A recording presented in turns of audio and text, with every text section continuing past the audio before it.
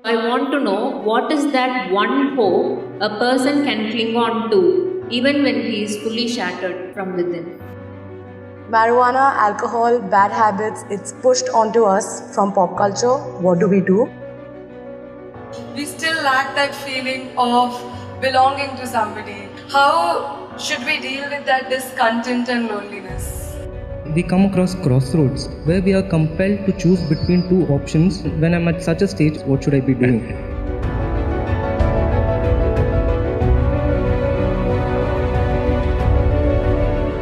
Sadhguru, when certain youngsters face problems or difficulties like failures, breakups, loss, etc., a few go for drugs or alcohol instead of solving the problem and finding solutions. So I want to know what is that one hope a person can cling on to even when he is fully shattered from within. Oh, so many broken hearts here who are clapping their hands.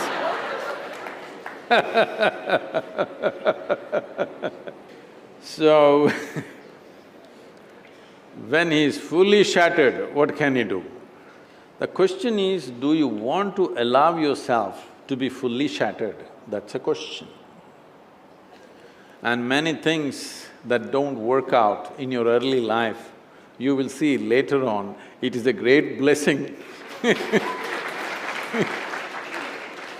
are many ways to look at this. Let me tell you this. This happened in 1941. This is just when the Nazi movement was building up in Germany and in some parts of Europe. So one day in Austria, a bunch of German soldiers came, broke into the homes, the Jewish family, a rich family, they broke the home and took away the adults, everything was robbed. And these two children, a 12-year-old girl and an 8-year-old boy were taken away. They were taken to a railway station. Everybody got in and the little boy and the girl also got in, but the little boy forgot to wear his shoes. He left his shoes outside and they pushed him into the wagon. So without shoes he came. His sister, a 12-year-old girl, saw her kid brother coming without shoes and she got mad with him. She held him by the ear, boxed his ears, scolded him nicely, slapped him. Said, "You idiot, already we are in enough trouble, now you come without shoes." Because in Germany in winter, no shoes means you may lose your feet. So she's angry about that. In the next station, the boys and girls were separated. After 4 years, after the war was over, she came out of the concentration camp to find 17 members of her family, including her little brother, all had vanished.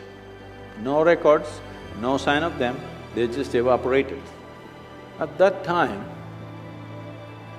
the only thing that bothered her was the last few things that she said to her little brother. She loves her brother, but the last few things that she said to him were such terrible things, it rang in her mind and troubled her. So she took a vow, if I speak to anybody in my life, I will speak in such a way, if this is my last word, I will not regret. This one thing transformed her life in such a way. She went on to United States, she died in 2006, she did some phenomenal work, built a hospital somewhere near Chicago, I think. She lived a fruitful life. I'm saying, even if you're put through the most horrible situations, either you can come out using that experience as a better human being, or you can use the experience to become a horrible mess. So whenever something hurts you, there are two options. You can either become wounded or you can become wise. This is the choice. The more things hurt you early on in your life, the wiser you should have become, isn't it? But unfortunately, most people become wounded.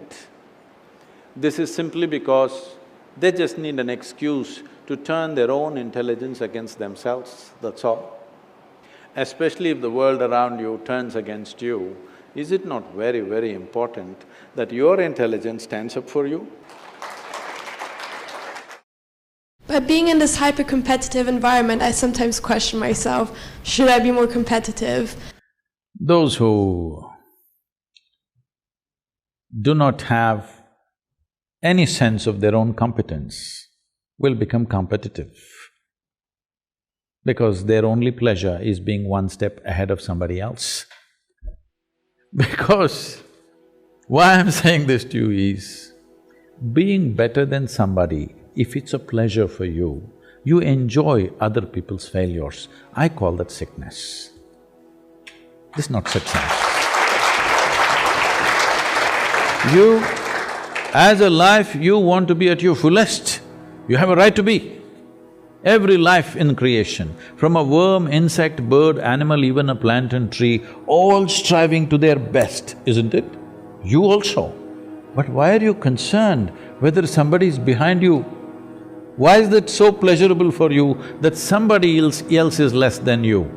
From early kindergarten levels, this sickness has been brought into human mind, which is causing so much unpleasantness on the planet, such ugly situations everywhere, but we don't seem to learn. We call this education, we call this competition, we call this society. No, very stupid way of handling things. Because the important thing is, for what you have come with, will you blossom to the fullest human being or not? This is the only question. This doesn't need anything other than constantly nourishing the atmosphere, not even the person. If you want a plant to grow, you don't do anything to the plant, you just take care of the soil, the atmosphere, the ambience. That's all that needs to be taken care of even for a human being, that you need to take care of the atmosphere so that everybody finds the fullest expression for their life. This is the most common thing amongst us, young people. Marijuana, alcohol, bad habits, it's pushed onto us from pop culture. What do we do? This question is everywhere. Youth in India are asking me all the time, Sadhguru, you have influence in the government, why don't you make marijuana legal for us? I said, why marijuana? I'll make cocaine also legal. You want meth? We'll make that also legal. What's the problem? The problem is just this. So I asked them, see, let me take you, I'm a licensed pilot. So, not me, but we'll get another pilot for you. On a small plane, we'll take you on a nice ride. But the pilot comes smoked up. You want to fly? No, they don't say no, they say, because they think by smoking they're flying. Then I say, okay, you're not getting it. You need a major surgery. And the surgeon comes really smoked up. You want this surgery? Oh no. So you understand, it lowers your faculties. If you lower your faculties, your life gets lowered or high. Lowered. So never use the word high again. You say, I smoked and I'm low.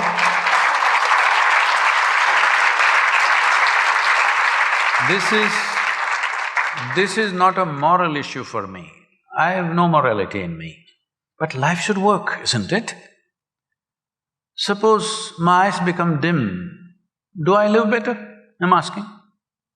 Hello? If my mind becomes dim, do I live better?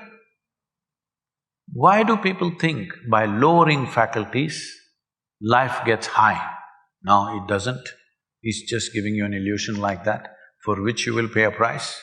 At this stage in your life, you must look for those things which will heighten your faculties, not lower your faculties, isn't it?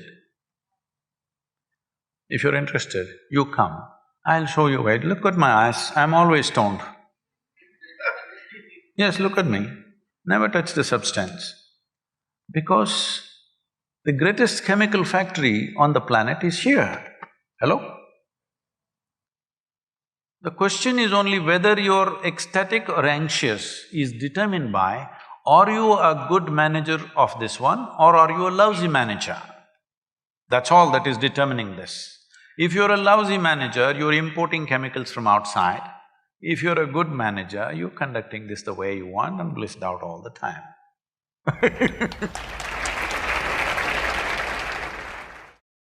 Despite being surrounded by so many people, we still lack that feeling of belonging to somebody, being accepted by somebody, being loved by somebody. How should we deal with that discontent and loneliness? What you call as joy is one kind of chemistry, misery is another kind of chemistry, stress is one kind of chemistry, anxiety another kind of chemistry, agony one kind of chemistry, ecstasy another kind of chemistry. At least ecstasy, you know it's another kind of chemistry, I hear. So, your experience of life has a chemical basis to it. Right now, let's say you really blissed out like me. Do you care who is around, who is not around? If they're around, it's fantastic. They're gone, fantastic. Because your experience of life is no more determined by what you have and what you don't have, whether it's people or things or food or this or that. It is not determined by that. Once your way of being is not determined by anything outside of you, then there is no such thing as loneliness. But you will enjoy your aloneness because whether you like it or you don't like it, at this young age, it's a little difficult to understand this, whether you like it or you don't like it, within this body you're always alone, isn't it? Whether you do interaction or intercourse or whatever, still you're alone in this body, yes or no? Hello? If you don't learn how to handle this aloneness, you have not learned anything about life. This is the most beautiful thing.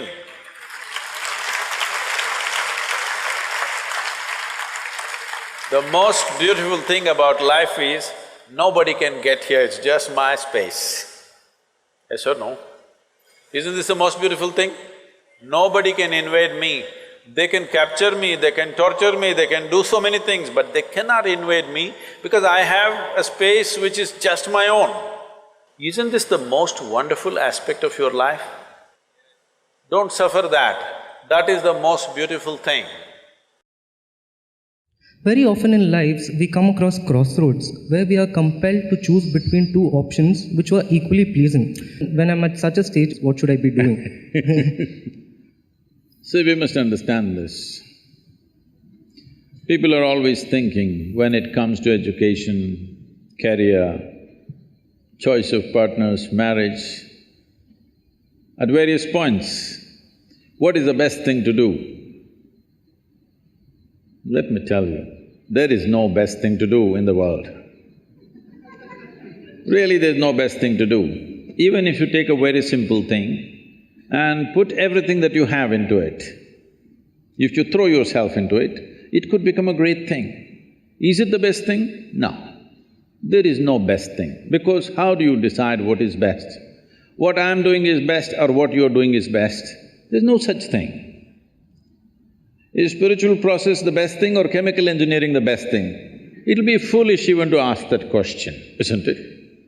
It is just that if you throw your life into something, it can become a great thing. So don't look for best things because you'll waste your life always wondering what's the best thing.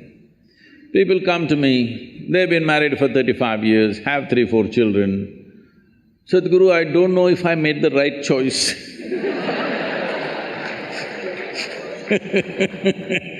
I said, well, it looks like you've not been thinking, you've been acting 4 children. So, till the end of your life, you can go on thinking, what is the best thing, what is the best thing? There is no best thing. Whatever we put our heart and soul into and do it, it's a great thing. It may be a simple thing in somebody else's eyes, but in our experience it's a great thing, and that's what we should do.